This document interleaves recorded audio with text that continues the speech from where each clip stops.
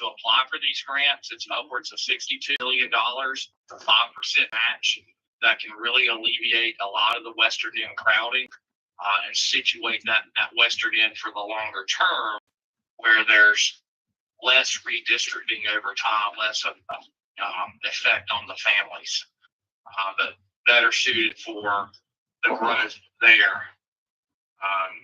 Again, a 5% match, that's roughly $3 million, and that definitely would build an elementary school. We've got the land in Oakboro. It's a small piece area in the town that would redistrict back out into Oakboro. So, from looking at the numbers and going through the scenarios with the demographer, the board felt that this was the path that affected the least amount of families, with the goal in mind of longer term construction that solves a longer term growth need. Right.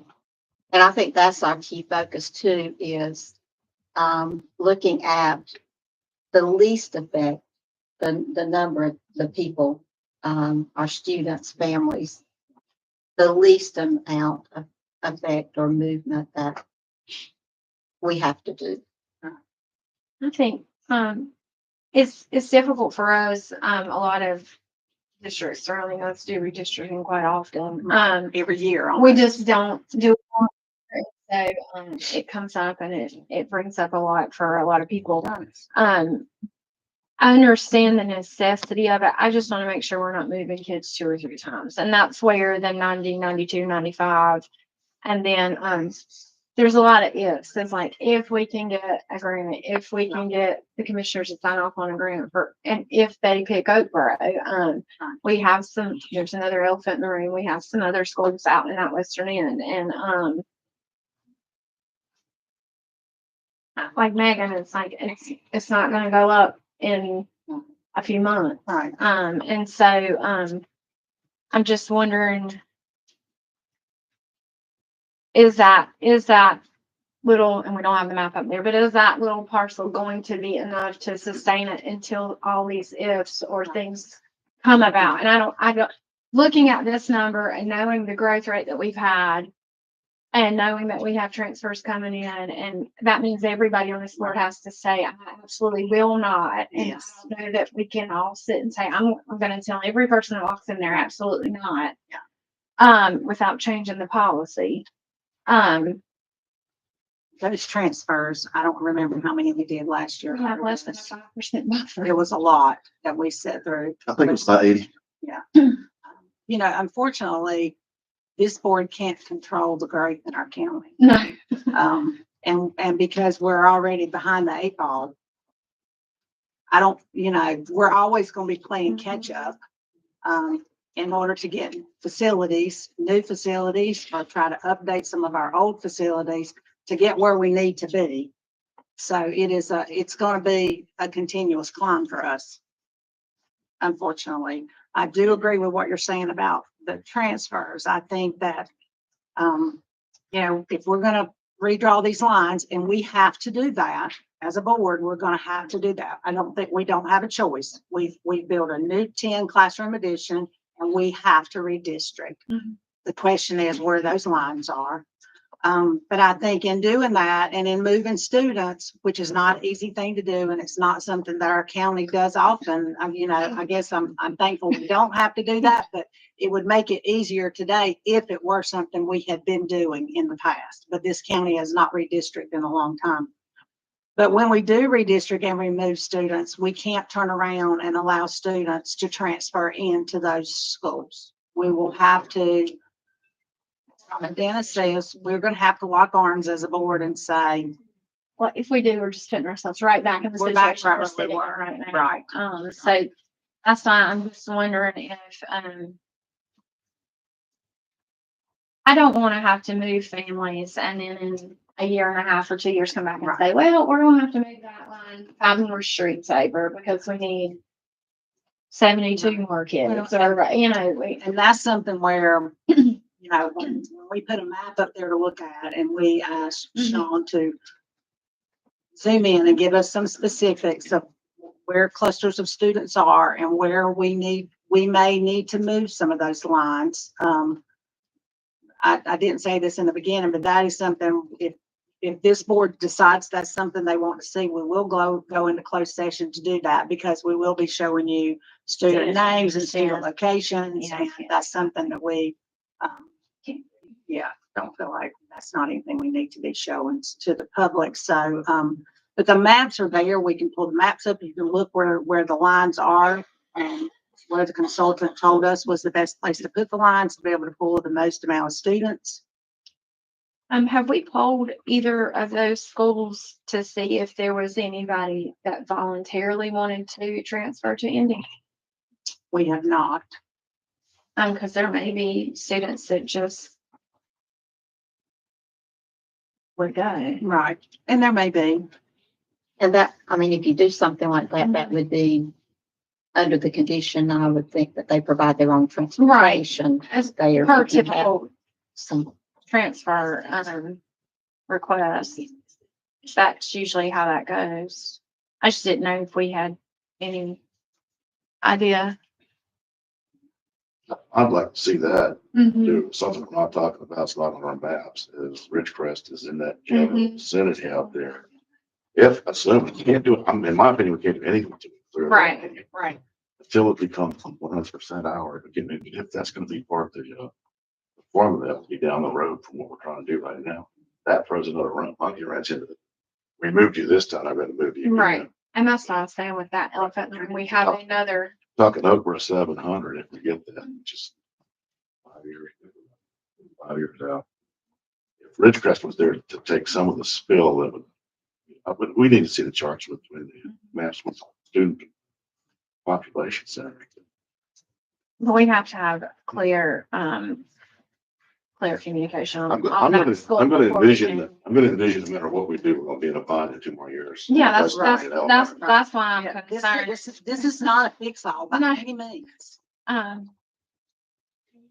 I actually, I agree with Bill on that. If we go ahead and start pursuing, we really should have done it years ago.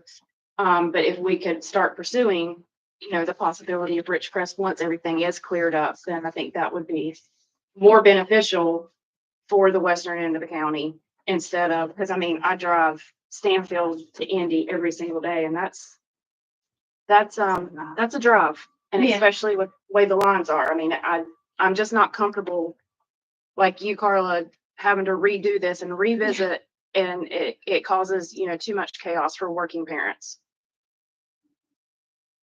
Well, and I know from, Megan hasn't had to do this, but I know from sitting in those transfer requests, and it's like, I've got a brother in 4th grade and I've got a sister in 2nd grade and I'm coming into kindergarten and I want to go to school there. Yeah. And if we're absolutely not, it's like, no, your siblings can stay, but you got to go somewhere else. So that's hard to look at a mother and father and say, yep, you got to separate your kids.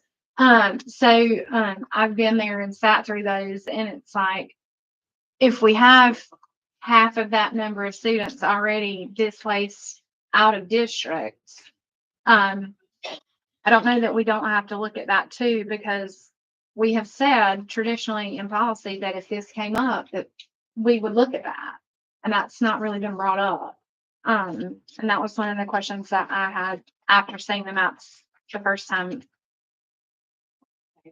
Yeah, the last time, the other week. We didn't have the numbers that day, and so I have them now. But when we're looking at 72 students and half, if you take those out, that leaves 88 of the 160 that we're proposing to move.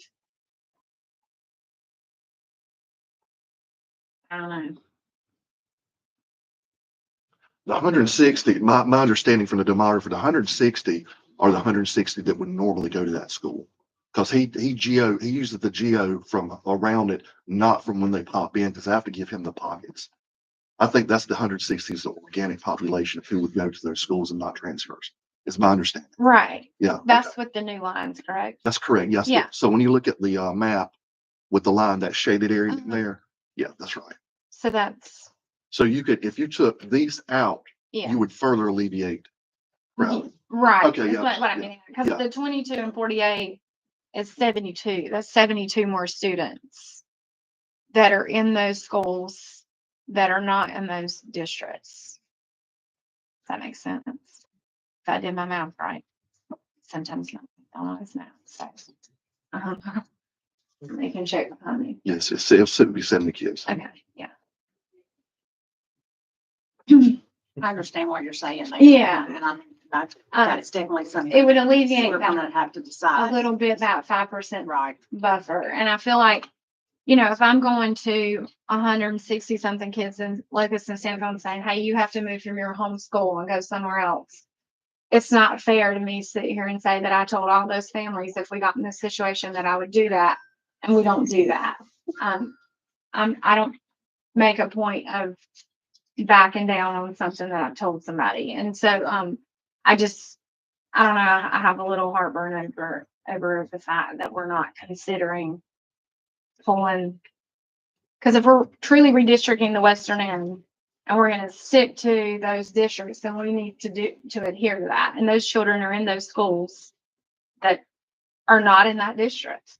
So that, I think that's something that needs to be looked at. And I know that's going to make a lot of people probably not very happy.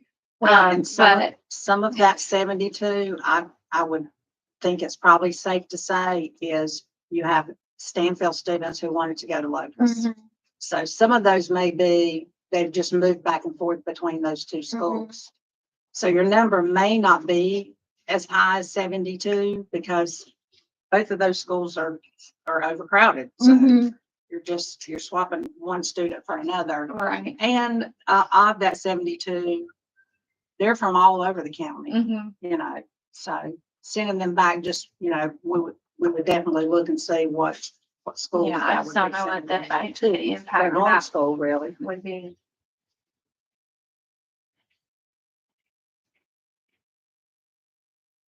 I think the board just needs to decide is that something they're interested in doing. Well, if it's not, then we need to change the policy. Right. Because the policy says that we will do that before we do. Do you know what Yes. policy that number is? It's that transfer policy. Yeah. It's 40 something. How you think I would? You think After it is? saying it as many times as we said during those things. Let's see, 41, 20 maybe? 4150. 50. That sounds right. That's it. You're right. It's 50. I want to throw another monkey wrench, watch class size, man. Mhm. See K3, K4. Right. I think it's 4150. I'm trying to get my policy number. What I'm thinking of though, Ms. Poplin, is when we have those transfer appeals, you have that spreadsheet, we have no more room to appeal for a second grader. But we do at Locust, made those exceptions before. I mean, Mhm. when we do the math, if y'all want to change policy, that's fine. We'll put that off. When we do the math, we have to watch the classroom size. Schools that we're over now, Dr. Dennis. Which Class is size, What? you're getting away from Stanfield. Stanfield, I know. Yeah. Stanfield. So that's obviously a little problem in Stanfield. But for the most part, we've been able to keep them through doing some combo class and stuff like that within the realm. And like I said, the state pretty much says as long as you're trying, you know, they're not going to penalize you, but you have to be making an effort to keep the class size down. Stanfield's the only one we have a waiver for. It was last year, yeah. Okay. Oh, hold on, was it Norwood? I think Norwood. It was, yeah, there was one time, I can't remember last year, year prior, it might have been the year prior that Norwood had to have one. Yeah. Mine's just been. I'm like, Yeah, I've got 4150 up. I think that's it. That sounds right when you said, It is. I was gonna say 41. Yeah, school assignment.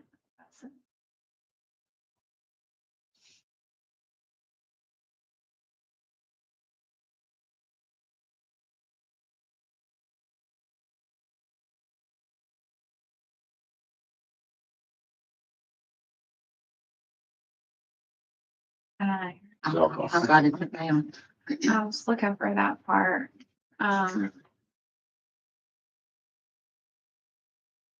It says if the grade level of the school or student has transferred or being reassigned becomes out of compliance with maximum class size, superintendent may revoke the transfer or reassign the student if it is not physically or practically feasible to add additional class to the grade level. If there are more students that receive transfers or reassignments in the school's grade level, then the number of students which the superintendent must reduce the grade level of learning in compliance with the maximum class size requirements. Superintendent shall develop a fair and non-discriminatory method of selecting transfers. Reassignments to revoke this subsection does not apply to unsafe school transfers, and homeless student transfers and transfers of reassignment of students in foster on here. But I know in that paperwork that we give them, We speak, it has up there.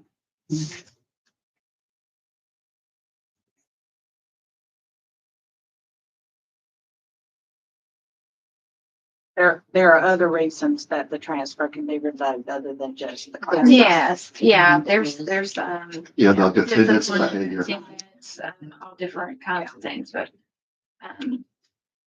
You're looking at number 5 mhm, right there. mhm.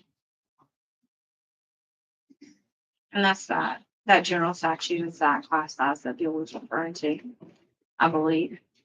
That K-3 class size. That's 115C-301. Yeah. And that's typically where we have issues to act out a waiver is, you know. See, in our policy says dual immersion, I'd have designated temperature. Mm-mm. Cause it's a choice school. If you're in the dual immersion.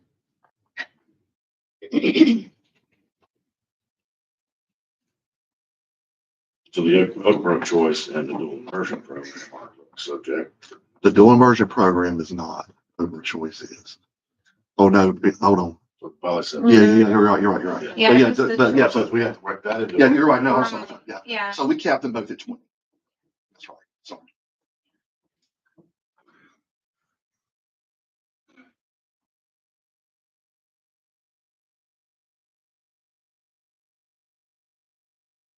Anything else? Any other questions about? Without seeing the maps, I don't know that. I mean, we can put the maps up there. They're Anything just, else? We'll Yeah. look at that. Yeah, that's Yeah. not saying. Transfer policy. right. What we talk about this close. Here's the thing, if it's not a policy, when these people give up hardships, I'm not. Right. Yeah, this is not how we want it. Yeah. But it's a policy. Sorry. You guys were talking to me, I could tell. I think the hardships is a policy. It That's is. what you're Right, but the asking. definition of a hardship becomes. I think it's not. It's not defined, specific. nor would you want to really try to define. Right. I think it would be hard to. If you're correct. I know you had it. No, I don't, because I'm looking, you know Yeah, who me the too. I'll be- impact is in here, right? The two of y'all. No, but I fear that at 95%, whichever that is, Locust or Sandville, I want to say it was Locust, if I remember correctly, but I can't remember which one was which. You know, we get 15 transfers and then we get a big incoming kindergarten class and we're back at 100 in 1 year. Expect the projection chart, which Yeah. unfortunately Locust is tracking that. Yeah, exactly. So It is a very difficult thing to deny the transfers. Locust is. that's what I say. I mean, It's difficult. We didn't do a very good job at it last year. well, Locust almost- in mobiles already, right? Are we not limited? We can't add more mobiles out there because of ceiling or something? Was it parking? There's a reason you couldn't have more low mobiles, low. You're right. Where there's nowhere to put them without. You're gonna put one in, yeah. yeah, that's right. That's another constraining issue. So we just can't. Mhm. Can't put a Band-Aid on that big wound. Well, and I mean, if I recall, almost all of those were mainly siblings. Yeah. This last Right. time. I mean, That's what it was that's what I'm last saying. time. So when you have a family that's like Right. I said, got 1 or 2, sometimes 3 children already going to the school, and I was like, you got a 5-year-old that wants to go with their siblings to school. And it's like, well, you can't get on the bus with you, or you can't go with your siblings because there's no room. Anyway, I'm like, Bill, it's gonna be hard to say. Either pull them all out and go back to, you know, the homeschool, or separate out schools.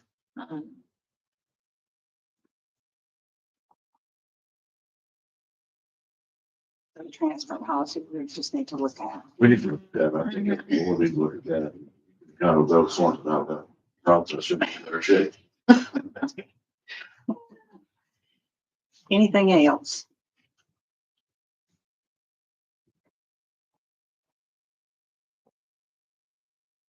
Want to put the maps up. I know you're wanting to see some specifics on those maps, so that's not anything that we can pull I up. think for the public, let's just put the generic map, Just- when I say that, just without sticking. Right, any right. It just identifying, basically will show the lines. yeah, markers. That way, they can at least see what we're talking about.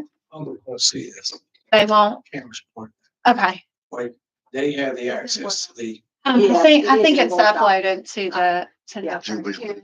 Yeah, if you will. It is in Board Docs, so, those who are watching, online, that is something you'll be able to go on and get in Board Docs. It'll give you those maps, which will probably be easier for you to look at than less. One's gonna say maybe. And if we can explain how to get board docs, because I know as a person in the community, you go to Stanley County Schools website, click the three little box on the right-hand side. You go to district, click board docs, and you can pull up maps to be able to zoom in and see at a later date. Yeah, if you click on today's meeting date, the They're there, information will right. be attached there. So can you explain what we're looking at? So essentially, your demographer, if you look at the red lines, those are the existing lines that are ready for the different districts. So what your demographer did was your demographer took this chunk outside that he shaded blue out of Stanfield and this band right here out of Locust and put them into elementary school. So that's essentially, you've got right down here in Big Lick and it goes all the way up here, up to your old mill up here. So. Again, That his expert- section there is where the 160 students are. right here. Too fast. So essentially, all he did was just drag it down a little bit instead of being instead of trying to be real intrusive and, I mean, kids aren't widgets, they're all different ages and grades and stuff like that. But, what he did, how he did it, and maybe it was just luck, but the distribution, all the classes or the numbers are pretty close to each other. They're in the 20s. And I think for the public to understand as well, it was very important for us, as it has been this board all along with things, that we keep our students in the right feeder pattern. So you can see that making this right here with these students going into Indy, the feeder pattern then goes to West Stanley Middle, then goes to West Stanley High School. We didn't want to see split feeders because we've dealt with that issue and we cleaned up that issue. Right. And people are very happy, about that, we don't have split feeders. Explain split feeders, please. Well, a split feeder is something like, It will be Well- if you were in elementary school, and when you left elementary school, we'll just make it even. Half of you would say I will take Indy, right? If you would have carved it up a different way, you could have made it so, all right, these kids go to Indy, but then when they leave Indy, well, half of them go to West Stanley Middle, half of them go to North Stanley Middle.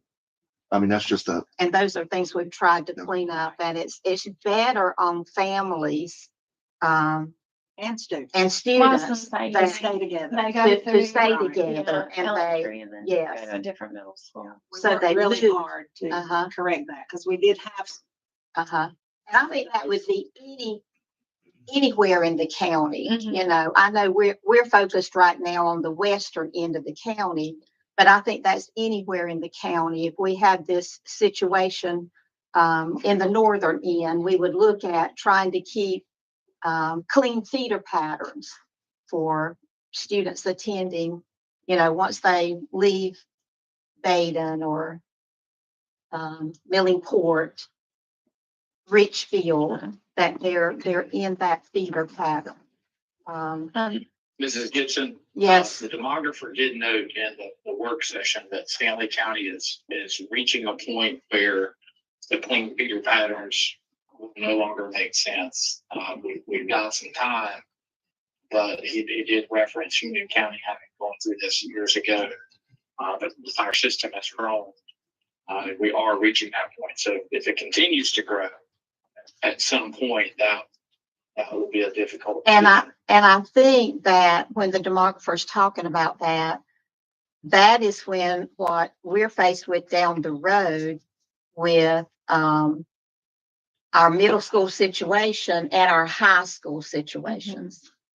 So, That is correct. you know, with our high schools, and the condition of our high schools, the facilities of our high schools specifically.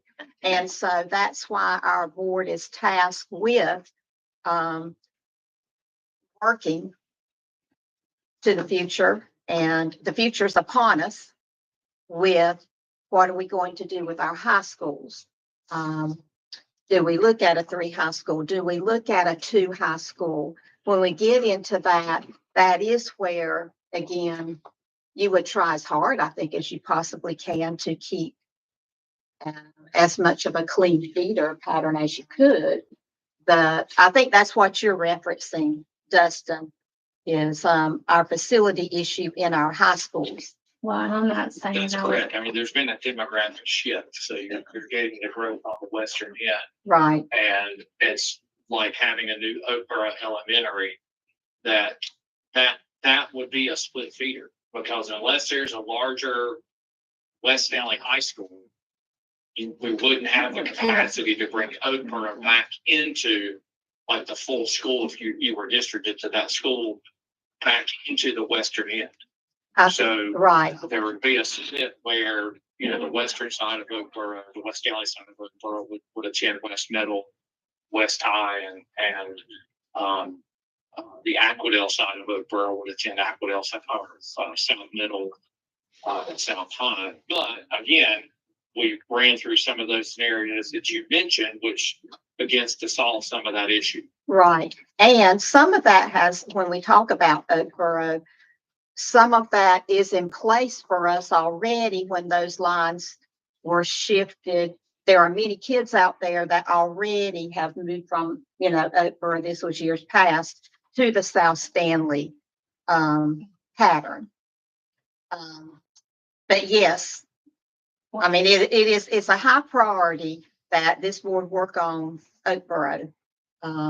We've got to approve things, you know, move forward here with this, but then we've got to look at Oakboro, and then we look at how the lines would look for Oakboro. That mainly is going to deal with, as Mr. Litch just said, that's mainly still, we're in the western end, but it's still mainly dealing with West Stanley, South Stanley in that. And I know we're addressing Western End today, but I know when we talked with the demographer the other day, it was projected that Albemarle was going to grow at a rate, and they're only 13 to 15% complete of what they have projected, which is behind what we had thought. But if Albemarle does continue to build and grow, the rate council says they're going to, it's not going to be too awful long in the next few years that we're going to be looking at this on the city side of things too. So, because we're just mainly with the elementary schools, but without a bigger elementary school or an addition of something in town, we're going to have the same sort of issues as they're filling up too. So That kind of goes back to what I said earlier, in that we can't control the growth. right. And where the growth is now is in the western end. It's going to shift to other areas of our county, though. We know that's coming. But this is upon us, you know. Right. This one is upon us, and what Ms. Poplin's saying, yes, that, and the projected growth and things that they have in place. And right now, it's not, they're not building that like they were expecting to be building, but I think it's coming. You know, something's giving them a hold up there with the city. I don't know what all that is, but Don't hold me 100% of this, but I think in that meeting they were saying that North Carolina as a state is one of the 7 top growing states in the United States. Oh, that was people are moving into, these areas. Charlotte's a big area, Greensboro is a big area. They're moving in the outer areas of that. It's pushing towards us. And, again, something we can't control, something we can't do anything about. But if we have a student in a district for a school, we're supposed to educate that student, and gonna have to happen, unfortunately. So some movement is gonna have to happen. And it looks like on the western end first and then possibly other areas as time goes on. Ms. Pomplin, it's worth noting that Bonhoeffer did see, you referenced Southborough not being as high a growth as he had expected or forecasted. Well, it was sort of the opposite on the southern end, Right. mainly due to Oakborough, Uh-huh. because they're districted to the southern end. Right. So he saw an uptick there. So if you considered Oakborough on the western end or western southern end, it kind of ties into what you just mentioned. Uh-huh. You know, and that's part of going through that process with him. You know, he had projected a certain thing and the city had told us certain numbers. And I think they still have those things on their docket. It's just not moving as quickly as they had thought it was. And that's where we're just gonna have to keep going back to this, it seems like. Well, that's where I think that I'm not meaning to say we have time, because time is of the essence with all of this. But again, we see we have to do something here, and then we know that the city is our next area with the growth.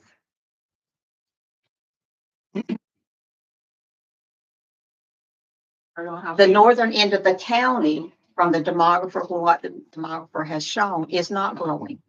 If it is, it's not at any rate compared to, Right, the western end, and then what we, are projected to see. that behind there is kind of. So, I think for us as a board and in looking at the map and what Mr. Miller has projected and where he thinks those lines need to be, that we need to decide, is that 160 number great enough?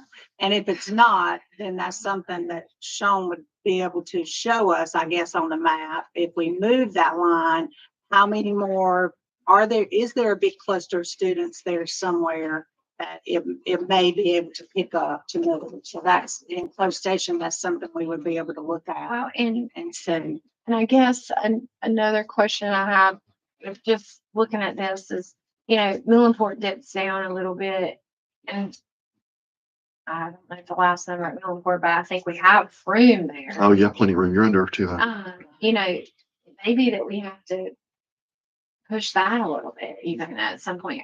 I don't know. Yeah, because of Well, that's the challenge you get into with Ridgecrest. Yeah. Not to Right. divulge any more information than we should, but when we've looked at it with Sean, looked at it with the photographer, you had on the other side of the Millenport side of Ridgecrest building, all the way Right. to Highway 73 at Millenport School, we pulled 60 students. yeah, So, and they would come out of the Millenport School. Right. So on top of the cloud of gate, it does become a districting issue with how the Mhm. state funds based on ADM. So Right. we had 325 students between two buildings. It spreads the resources thinner and increases local taxpayer dollars put towards the schools. you're talking about Millenport and Ridgecrest. Yeah, because you're talking about filling up Millenport, and I think this is all had referenced Ridgecrest before. Yeah, I was But that timeline is longer than I think we initially anticipated. right. I was talking maybe dipping Millenport down a little bit. I guess if I look at this, like if we dipped Millenport, To the locus. yeah, if we dip Millenport down to like what it looks like here on mine, right? My map is like Page Road and then come down. There's like a road that kind of goes across there horizontally. And without seeing the map How of the many numbers of students? students, how many would that put Millenport? Would that alleviate that 92, 95 a little bit more? And that's something without playing with that map after just seeing them last time. I don't know. But those were kind of questions that came up after looking at it, looking at these. Like, I think Because that we would do just have be- Raymond Miller. Right. But you see that one, right, I'm talking about there. I know, transportation kind of will pick a street sometimes to sort of, help us, and I don't know what that looks like for Sterling or anything there. And that may totally mess everything, as far as busing and stuff goes. So those are things that these guys have to help us with, and that's where sometimes the lines actually come from. What makes the most sense. No, I was just getting ready to say if we need to go ahead and discuss everything that we need to discuss in open session. I would like to. to, Perfect time for that. I would like to talk a little bit about the transportation. You are up. I think I kind of put you on the spot a Okay. little bit. But I mean, That's what we're here for. Is, we get the map back there? uh,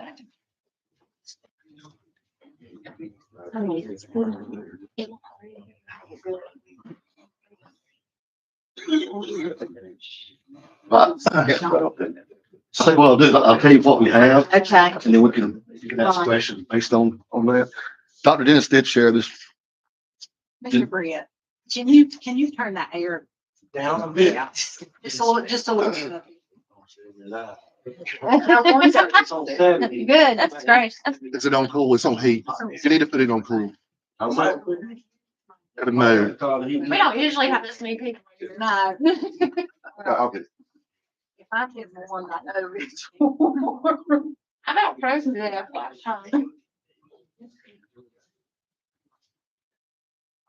Yes, Dr. Dennis shared this map with me last week and asked me to talk with you guys about what bus route times look like if this were to happen. If all this area here ends up going to Indy.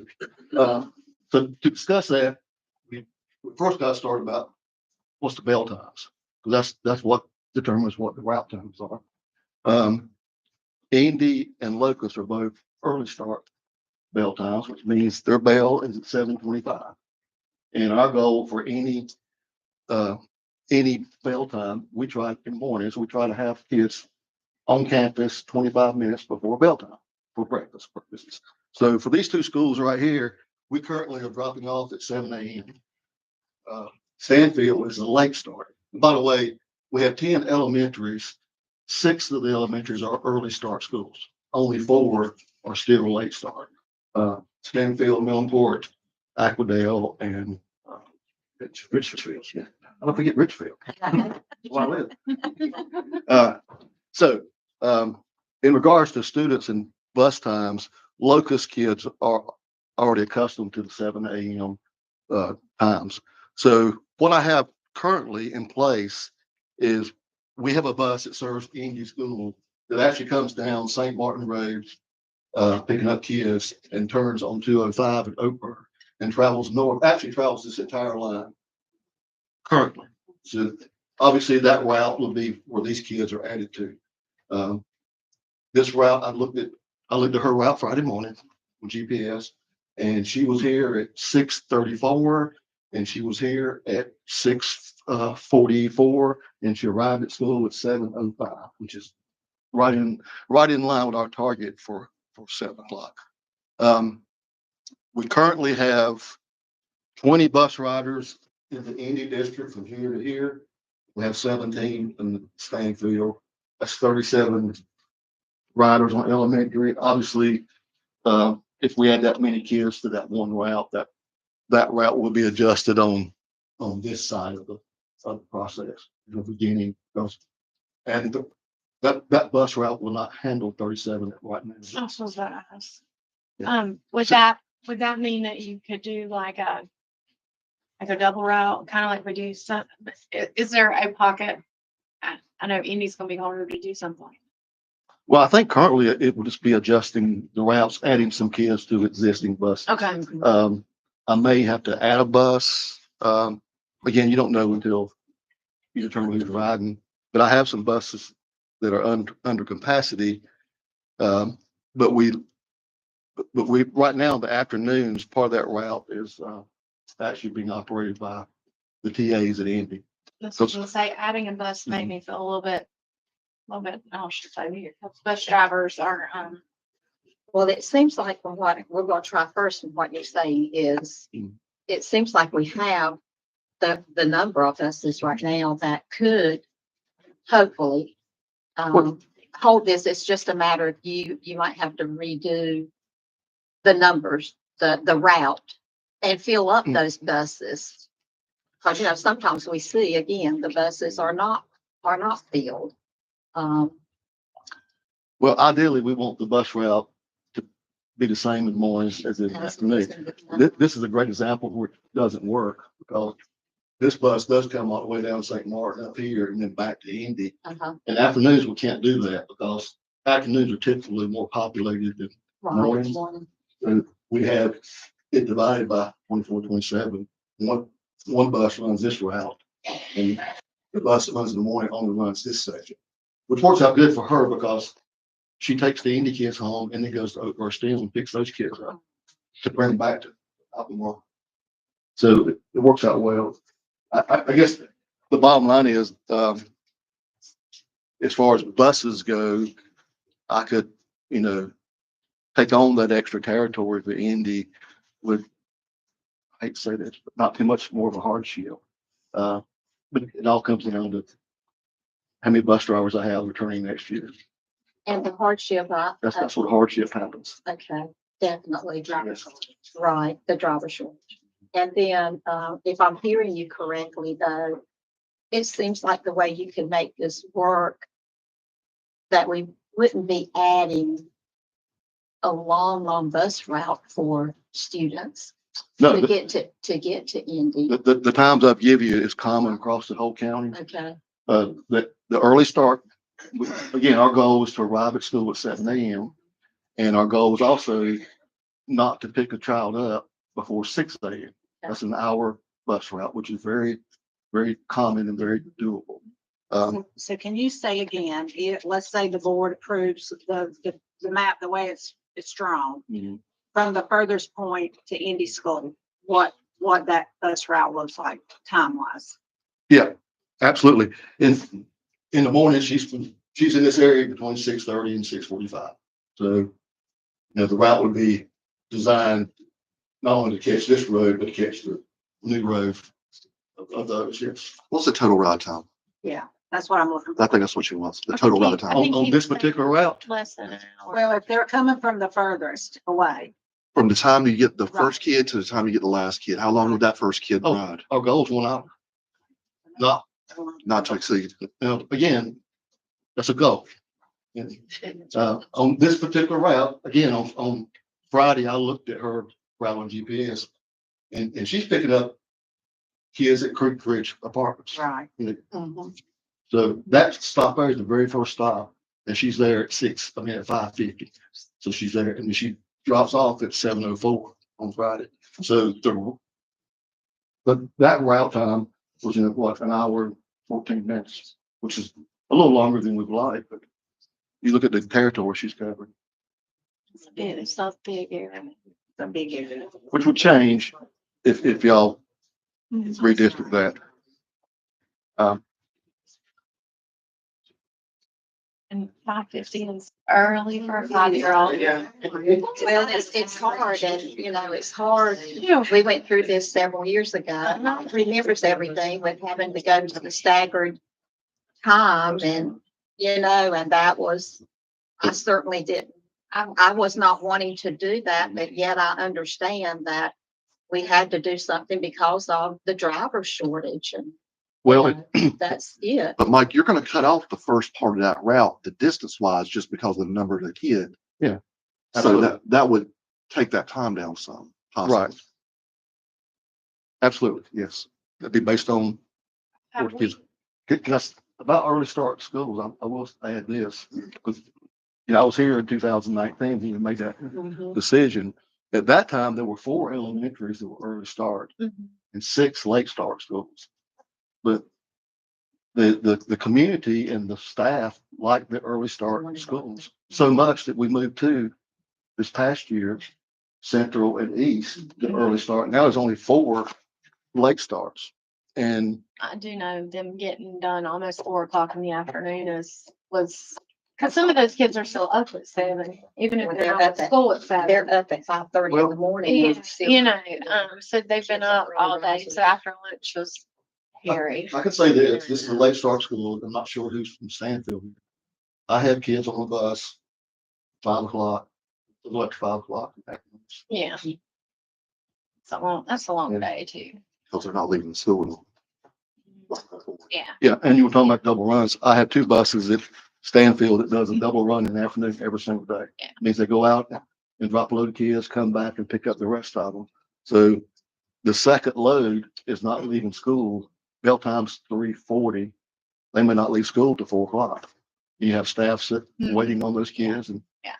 taking care of them. If we were to maximize the number with moving the lines, obviously that would add more kids to a bus. Do we have any idea the number of kids that are riding and are versus car rider?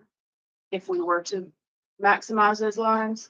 Well, I can tell you this, based on history, on stats, if you move 160 kids, we transport about 40% of the enrollment on school buses. Right now the number's 37 in that area. Prediction would be that number would be a little higher based on the 40%. So 60% of the enrollment are in a car. And as far as, if 60% of the car riders are going into Indy, I mean, when I go down 24-27, I see the line out in the road. So that is another concern that I'm thinking about is when we maximize that, then that's gonna be a traffic issue. I think you're on that though, aren't you? You're on that. Yeah, we've already started working with the firm to extend the driveway there into the front yard area to where we minimize that impact on the road. To get the students, get the cars off To of get the cars off 24/27. 24/27 and Betty Road as fast as we can. Well, I do have the stats from this past year's student ridership count. And Indy, we transport 40% of the enrollment. Locust is 47%, Stanfield's 41. So they're above the average. They are bus riders. And to put that in comparison, Millenport, we only transport 21% of those 200 kids. So keep in mind though, that 40% of Indy is not 40% of the whole school. Because DLI students have to provide their own transportation, correct? If they don't leave. Yes. Yeah. So, it's 40% of the ones that are not in that school within a school. It's the 40% of the traditional Indy students, I guess, which could make that a little bit higher because it's a smaller. Right. I think that percentage might be a little bit deceiving, so I'm trying to hope that people can follow when I'm getting out there. That's a good point. Because Yeah. actually Indy and Stanfield both have EC programs. Yeah. And that percentage includes them. Mm-hmm. So even if y'all change this, I still have an EC bus That will service, Right. yeah. but That's- they're not based on district runs. Yeah, I was gonna say that's a little different. Where they live.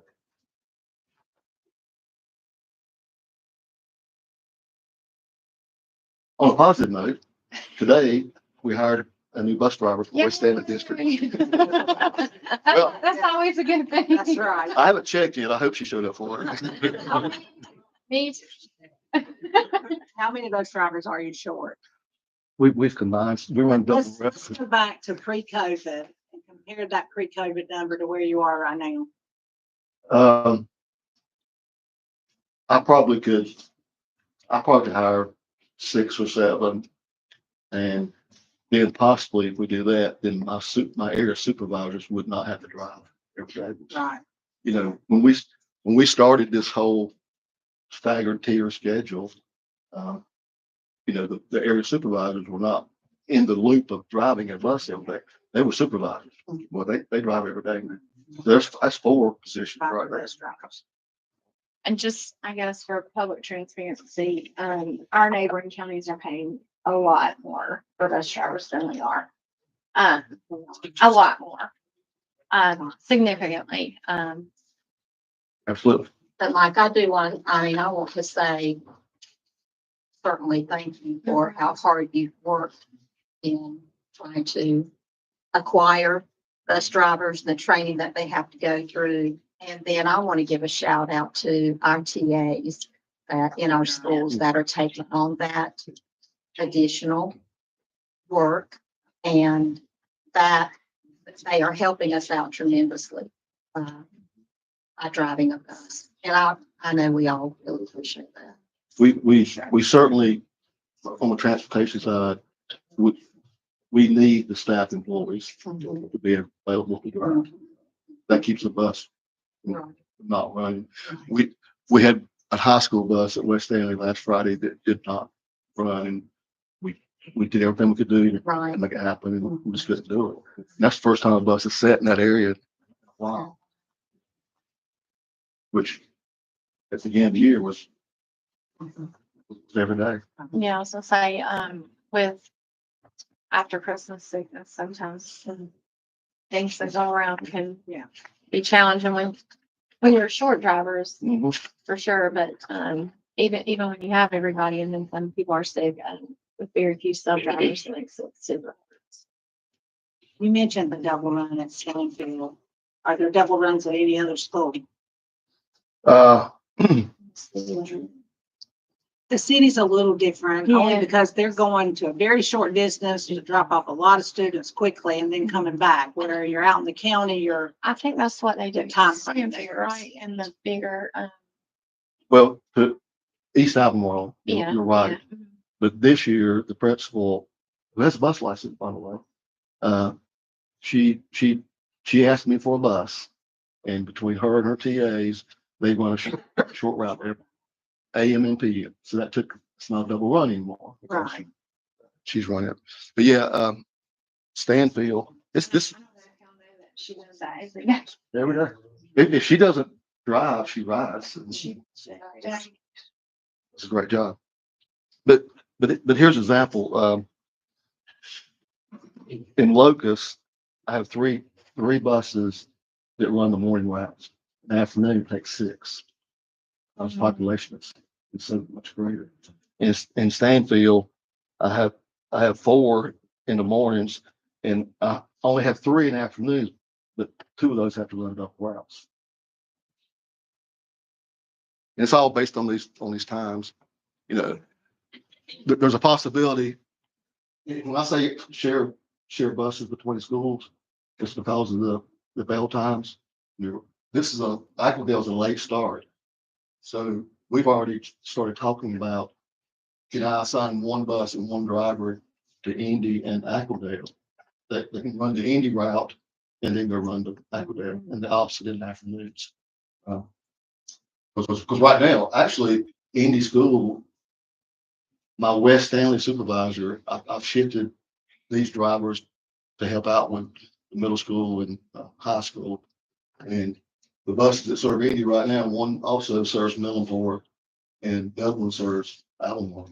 Mr. Lambert, you were talking about doing Indy and Aquadale. Is the appetite, and I know at one time we were hearing that it was to have both routes where they work a longer day, or are we acquiring drivers that only want to work like part of the day and then go do something else and then come back and drive in the afternoon? Every bus driver that wants the time, it's available. Okay. I say that because we do have a small percentage that they are retirees somewhere else and they can only work 29 hours for us. And we make their routes fit that. But you're right, the tier schedule, in general, we're a 2-tier schedule. But the bigger counties are 3-tier. Right. I'm not sure if y'all will discuss that or not, but Yeah, I know my friend's daughter doesn't go to middle school until almost 9:15. So, and she's in Union. But I was just wondering. I know that you remember this. They were wanting like a full work day, and so this sort of allowed for that. And I didn't know if people were still wanting the full work day. I know we have some retired folks, but I guess I'm talking more like acquiring new hires. Like, is this staggered start beneficial for acquiring bus drivers that want to drive more Absolutely. hours? Absolutely. Okay. I want to make sure that Mhm.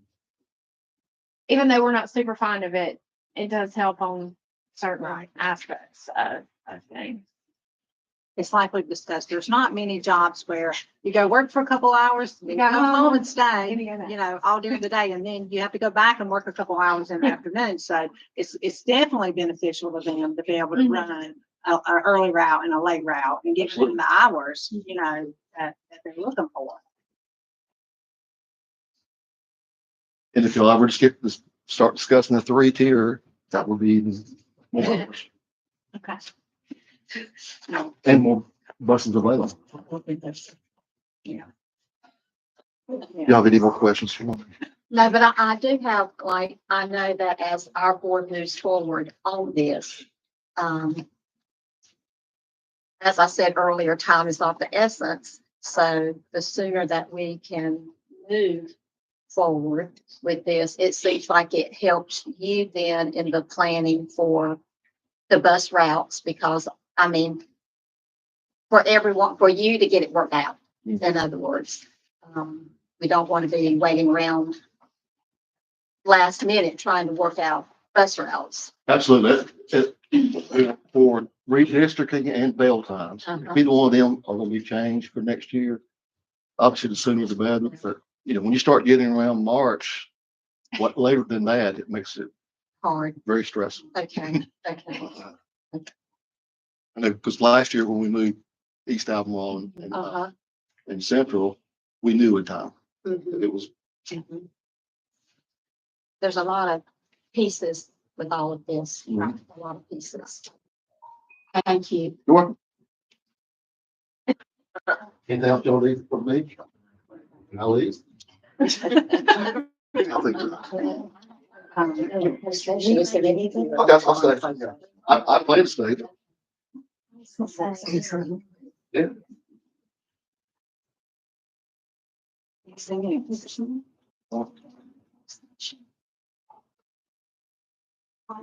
Possibly.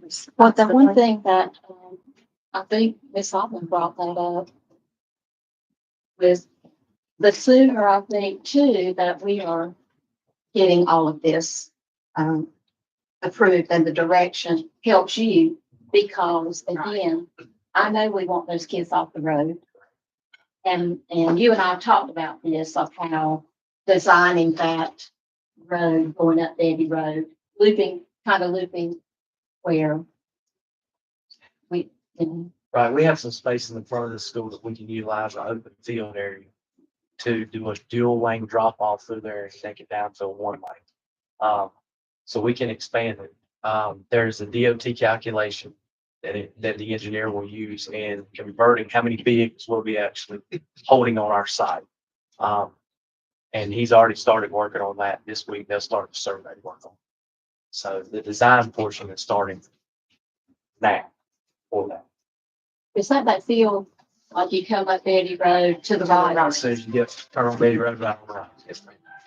DOT's assisting with all of that. They will assist in the design portion and approval. That'll be their placeholder. Financially, the cost is on that. Madam Chair, I'll ask that Mr. Vincent, I have 2 questions for him. Is anything else that you want to cover in open session? Any other questions? So,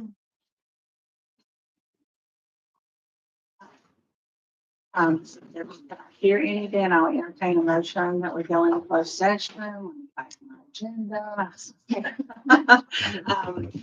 I'll entertain a motion. We go into closed session for student matters, North Carolina Jump Statute 143, 318, 11A1. I make a motion. Second, all in favor?